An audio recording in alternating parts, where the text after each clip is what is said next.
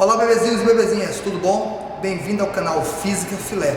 A aulinha de hoje é para falar sobre uma revisãozinha básica para o vestibular da UES 2016.2, tá ok? Muito obrigado pela visita, vamos começar o vídeo, começar a aula agora, valeu! Olá bebezinhos, tudo bom? Bom, se você já fez o download do material aqui na descrição abaixo, vamos dar continuidade e resolver então a primeira questão, ok? A primeira questão diz o seguinte: uma bateria de um automóvel apresenta uma curva característica. A resistência interna dessa bateria vale em ohms.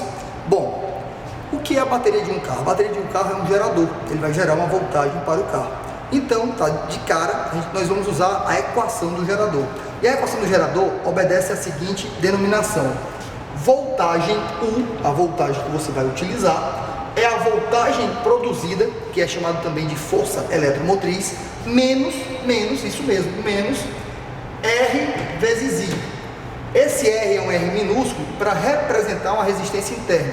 Mas se você escrever a letra R maiúscula, não vai mudar a solução da sua questão. Bom, quando você olha para o gráfico, você percebe a chamada curva do gerador. Começa com 12 volts, a voltagem diminui até zero quando a corrente é 4 amperes. Isso significa que vai existir um curto-circuito. Fatório, o que é o curto-circuito? Quando você olha para cá, você percebe que a voltagem é 12. Beleza, a voltagem é 12. Mas a corrente elétrica vale 4. Aliás, aqui vale 0. 4 é o valor máximo dela. Mas nesse ponto que vale 0 e a voltagem é 12, se você olhar para a equação, se você considerar o I sendo igual a 0, se este valor for igual a 0, já que nesse ponto isso aqui acontece, 0 vezes a resistência é 0. Logo, 12 é igual a eletromotriz. Aí você descobriu a força eletromotriz. Aí você vai dizer, sim, mas e daí? Nós olhamos para esse ponto, vamos chamar de ponto A, ok? Ponto A teve essa característica. Vamos agora olhar para o outro ponto, o ponto B.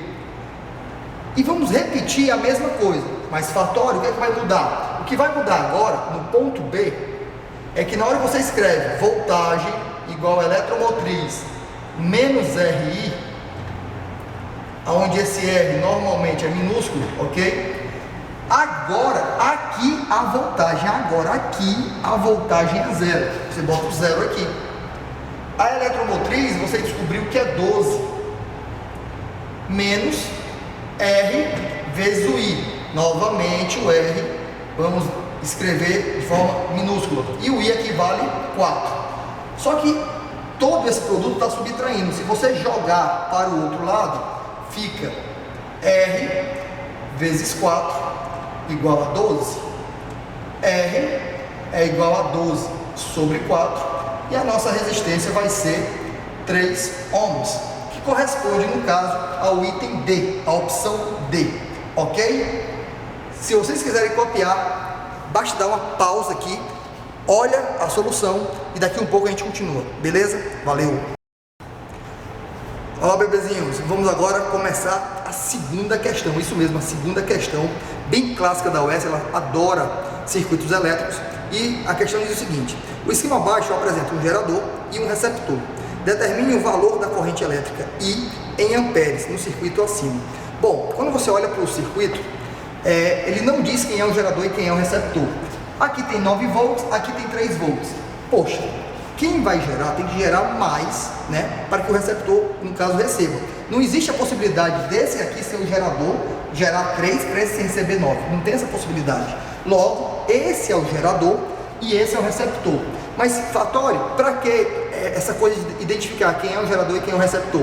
Porque quando você sabe quem é o gerador, é ele que determina o sentido da corrente elétrica. O sentido da corrente elétrica sai tem o pau grande, que é o positivo, e o pau pequeno, que é o negativo. Então, a corrente elétrica sai pelo pau grande. Passa, vem por aqui. Aqui, perceba que a corrente elétrica chega e passa do pau grande para o pau pequeno. Passa do positivo para o negativo, caracterizando um receptor. Depois passa pela resistência de 20, vai por aqui, passa pela resistência de 10 e completou então o circuito completo. E aí a gente vai usar a chamada lei de Kirchhoff, só que a gente vai usar uma coisa bem simples. A gente vai falar o seguinte: tudo que sobe é igual a tudo que desce. Como? O que faz subir a voltagem? Apenas o gerador. O que faz a voltagem cair? O que faz ela descer de valor? O receptor elétrico e a resistência elétrica. Então, o que eu vou fazer aqui, né? Tudo que eleva é igual a tudo da queda, ok? Tudo que eleva a voltagem, tudo que causa queda da voltagem. Aí, quando você dá uma volta completa, partindo do gerador, aqui gerou 9, gerou, elevou. Então, aqui é um 9. Vem. Aqui causou uma queda. De quanto é a queda? De 3 volts. Vem. 20 ohms. 20 ohms absorve a voltagem, consome a voltagem, dissipa a voltagem pelo efeito Joule. Então ele causa uma queda. Como é que eu calculo uma queda? Aqui foi em volts, aqui foi em volts. Então aqui também tem que ser em volts. Como é que eu faço a voltagem, né, a partir de uma resistência? Eu vou acrescentar o seguinte: 20, que é a resistência, que multiplica a corrente elétrica I, a corrente elétrica que está passando por ele. Aí a corrente vai, 10, né? Lembrando que esse 10 e esse 20 estão no mesmo segmento, logo é uma associação em série. Aí a corrente elétrica, quando passa aqui no resistor, causa uma outra queda, uma dissipação novamente. Então, no lado da queda, tu acrescenta mais 10 vezes I. Aí o que a gente vai ter aqui é um pequeno sistema. Joga o 3 para cá, 9 menos 3 é igual a 30I. 9 menos 3 é 6. O 30 passa dividindo e essa divisão vai ser o meu I. Ao simplificar por 6, o teu I vai ser 1 sobre 5. E 1 sobre 5, no caso, é 0,2 amperes. Ok? Com essa resposta, o item correto fica sendo o item A de amor. Bom, se vocês quiserem copiar, fica à vontade, eu vou postar a foto agora, dá uma pausa no vídeo, revisa essa parte se quiser, tá ok?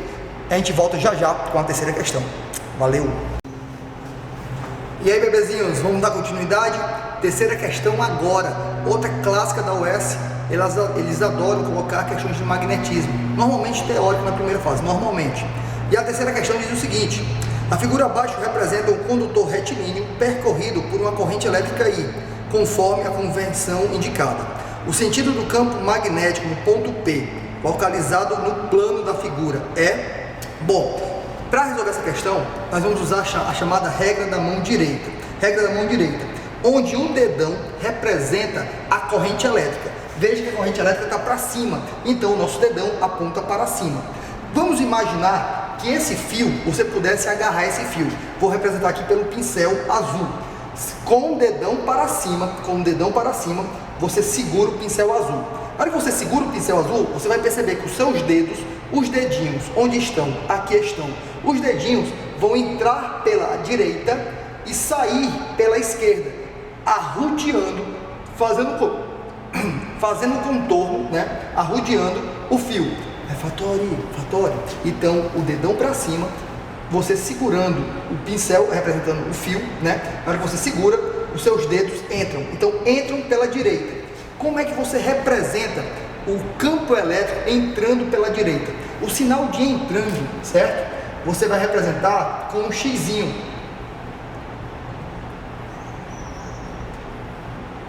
E se você quiser representar no outro lado, não precisa, mas se você quiser representar, aqui é saindo. Então, o pontinho representa saindo, o xizinho representa entrando. Pode ser que, graficamente, no lugar do X, eles colocam o sinal de mais. Não confundir com próton, tá certo? Você tem que ter uma atenção quanto a isso, beleza? Normalmente é um xizinho representando que está entrando. Bom, se o campo magnético está entrando perpendicular aonde está o ponto P, o nosso item correto fica sendo qual? Fica sendo então o item C de casa, ok? Então, a terceira questão é o item C de casa, beleza? Vou dar um tempo para vocês copiarem, dar uma pausa aí no vídeo, daqui um pouco a gente continua na quarta questão. Valeu! E aí, bebezinhos, vamos para a quarta questão, isso mesmo, a quarta questão. E a quarta questão é muito interessante, bem bacana, algumas pessoas já conhecem, mas é uma questão que a UES vira e mexe, ela coloca algo similar, que é uma pegadinha. Você pensa correto, mas faz errado, então Cuidado com as casquinhas de banana na UES, na provinha de domingo. E a quarta questão diz o seguinte: em um submarino submerso a 100 metros abaixo do nível do mar, está submetido a uma pressão de 11 atm. Isso mesmo, 11 atm é a pressão que o submarino está recebendo. Quando ele sobe até uma altura de 50 metros abaixo do nível do mar, qual é a pressão exercida sobre ele? Tem alguns dados, né, da questão. Bom, o que o aluno pensa, e pensa sem querer querendo errado? Se a 100 metros eu tenho 11 atm, quando a profundidade for reduzida pela metade, metade de 11 seria 5,5 atm. Aí a pessoa percebe que o item B de bola fala que é 5,5 atm. Aí você marca, fica feliz, mas errou a questão. Vixe, mas por que eu errei, né? Se 100 é 11, 50 que é a metade, seria a metade de 11. O aluno pensa assim, mas o grande problema é o seguinte: fora da água, né, ao nível do mar, existe uma pressão. Que pressão é essa? Que a gente chama de pressão atmosférica, que vale 1 atm. Então aqui fora já tem 1 atm, ok? Não se esqueça que esse atm, no final, ele também vai existir. Aqui vai existir 1 atm. Mas pensa comigo, se o submarino recebe 11 atm e 1 atm é da atmosfera, os outros 10 atm vêm da onde? Veio da profundidade. Ah, Fattori, quer dizer então que é 1 atm da atmosfera, que já existe, e 10 atm referente à profundidade. A cada 10 metros, pelos dados que tem aí, a cada 10 metros de profundidade, aumenta 1 atm. Como são 100 metros, são 10 atm. Mas a gente pode pegar esses 10 atm sem fazer os cálculos, apenas pelos dados da questão. É 1 atm da atmosfera, o submarino recebe 11, para receber 11, falta 10, que quem faz essa pressão é o líquido, tá certo? No caso aí, o oceano. Agora, aquele pensamento vai dar certo. Por quê? Se para 100 metros eu tenho 10 atm, para 100 metros eu tenho 10 atm. Se eu reduzir a profundidade pela metade, eu também vou reduzir o quê? A pressão. Fattori, tu quer dizer que a pressão aqui vai ser quanto? 5 atm. Ah, então eu vou marcar o item A, que fala 5 atm. Negativo. Lembre-se que o submarino está recebendo 5 atm do líquido, do mar, do oceano, e 1 atm da atmosfera. Ou seja, a pressão total que o submarino recebe, a pressão total vai ser a pressão ATM, a pressão atmosférica, mais a pressão do líquido. Então, a pressão atmosférica é 1 atm e a pressão do líquido é 5 atm.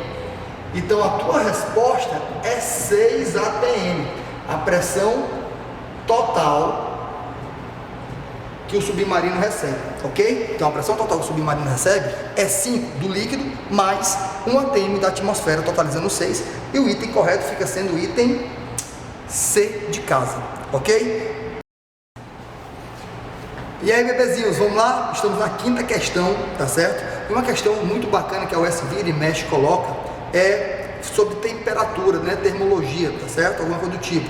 E essa questão fala o seguinte: um termômetro foi graduado segundo uma escala arbitrária X, de tal forma que as temperaturas 10x e 90x correspondem a 0 graus Celsius e 100 graus Celsius. Fattori, o que isso aí significa? Eu fiz aqui dois riscos comparativos. O X, 90, que seria o ponto de vapor, e 10 para o ponto de gelo.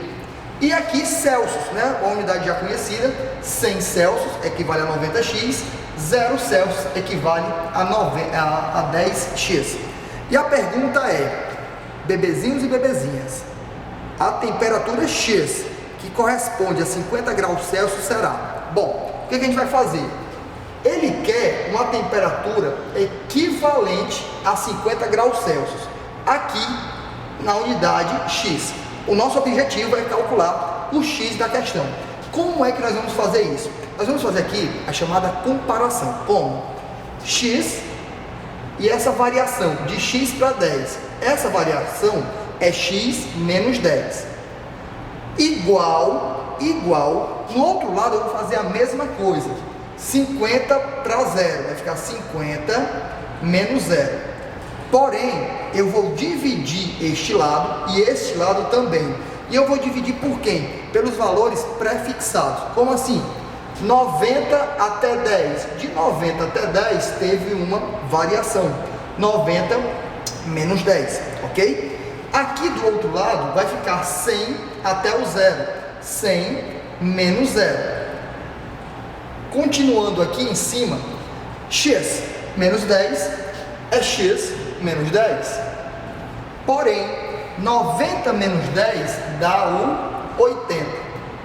50 menos 0 é 50. 100 menos 0 é 100. Lembremos que vestibular você não precisa mostrar que sabe. Você tem que fazer a questão da forma mais rápida possível e de um jeito mais simples para você.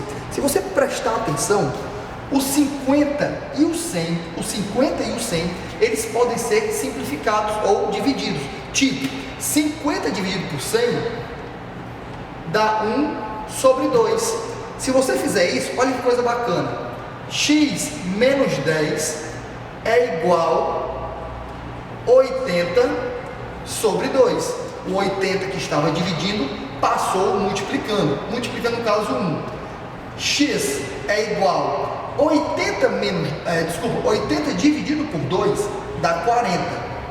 Mais o 10 que passou, x vai ser igual a quanto? 50 também.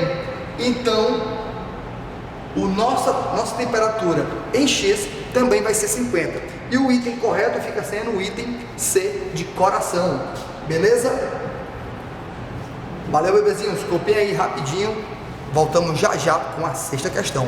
Ok? Valeu! E aí, bebezinhos, beleza? Vamos dar início então à sexta e última questão desse vídeo.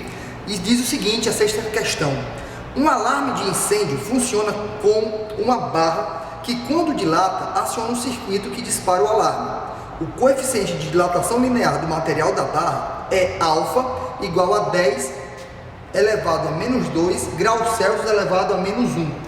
Fatório: α é igual a 10 elevado a menos 2 Celsius, graus Celsius elevado a menos 1. Esse menos 1 do Celsius é porque oficialmente ele estaria dividindo esse valor. Só que na hora de escrever, nós escrevemos ele aqui em cima e o expoente dele, que seria positivo, automaticamente fica negativo. Mas não se preocupe, pode manter a segurança, pode manter a calma, que isso aqui não é prejudicial. É só para indicar a temperatura que está sendo usada, a escala de temperatura que está sendo usada, ok? Bom, a distância que fecha o circuito é 5 milímetros. Sabendo-se que o comprimento da barra é 50 milímetros, quando a temperatura é igual a 20 graus Celsius, a pergunta é: ei, doidinho, qual a mínima temperatura do ambiente para disparar o alarme? Bom, para disparar o alarme, o que acontece? O circuito tem que ser fechado. A barrinha se dilata, encosta no sensor, então dispara o alarme. Só que para essa barrinha chegar até o sensor, diz aqui o seguinte, a frase é a seguinte: fechar o circuito, encostar no sensor, ele tem que se dilatar 5 milímetros. Isso quer dizer o quê? Que esses 5 milímetros é a nossa dilatação. Esse valor aqui é a variação linear, o ΔL. Então, a variação linear tem que ser 5 milímetros. Aí o aluno vai se lembrar: mas Fatório, a equação sobre dilatação tem a seguinte estrutura: ΔL, que é a variação linear, depende do comprimento inicial, tamanho inicial que tem a barra, depende do tipo de material, porque cada material vai ter o seu coeficiente, então depende do coeficiente, e depende também da variação de temperatura. Aí o aluno vai perceber o seguinte: de todos esses valores, o ΔL, que é a dilatação, nós percebemos que era o 5. O comprimento inicial fica sendo o 50. O coeficiente, 10 a menos 2. E o ΔT, aliás, o ΔT de temperatura, é a temperatura final menos a inicial. A inicial é 20. O que ele quer na questão é a temperatura final. Mas como é que eu escrevo isso? Toda variação é o valor final menos o valor inicial. Logo, vai ficar a temperatura final, T, menos o 20. Essa parte a gente vai deixar para mexer por último, tá certo? Outra coisa, os 5 e os 50 estão em milímetros. Como são as mesmas unidades, é compatível. Você não é obrigado a transformar para metros, tá certo? Pode deixar do jeito que está. E aqui vai ficar o seguinte, 5 igual a 50, 10 elevado a menos 2, 10 elevado a menos 2, se fosse 10 ao quadrado, seria 100. Mas como é menos 2, esse sinal negativo, significa que ele está sendo dividido por 100. Então aqui é 1 dividido por 100. E aqui continua T menos 20. Não vamos mexer aqui. Na hora que você escreve assim, este 0 cancela este, correto? Este 5 cancela este 10, sobra 2. Então vai ficar 5 igual 1 sobre 2 vezes T menos 20. O 2 está dividindo, passa para o outro lado como? Multiplicando. 5 que multiplica 2 é igual a T menos 20. Logo, 10 mais o que era o negativo, passa positivo. Desculpa, aqui vai ficar o 20, é igual à temperatura final. E a temperatura final, no caso, fica 30 graus Celsius. E 30 graus Celsius corresponde, no nosso material, ao item D de dia, tá certo? Ao item D de dia. Beleza? Turminha, muito obrigado pela atenção, certo? Esse aqui é o nosso primeiro vídeo. Deve ter tido algumas falhas, tem algumas coisinhas para melhorar. A sua crítica, a sua sugestão é bem-vinda, tá certo? Eu quero todas as críticas, todas as sugestões que vocês possam dar. Não se esqueça também de se inscrever no canal, dar o gostei, tá certo? E compartilhar esse vídeo com seus colegas para que todo mundo tenha acesso à informação. Beleza? Muito obrigado por tudo. Queria também agradecer ao Colégio Imaculada Conceição de Fortaleza, que forneceu aqui o espaço, né? Todo ele climatizado, tá certo? Também queria agradecer a todos os meus amigos, familiares que me deram o maior apoio. Muito obrigado a todos, sucesso e domingo todo mundo arrasando no vestibular. Valeu!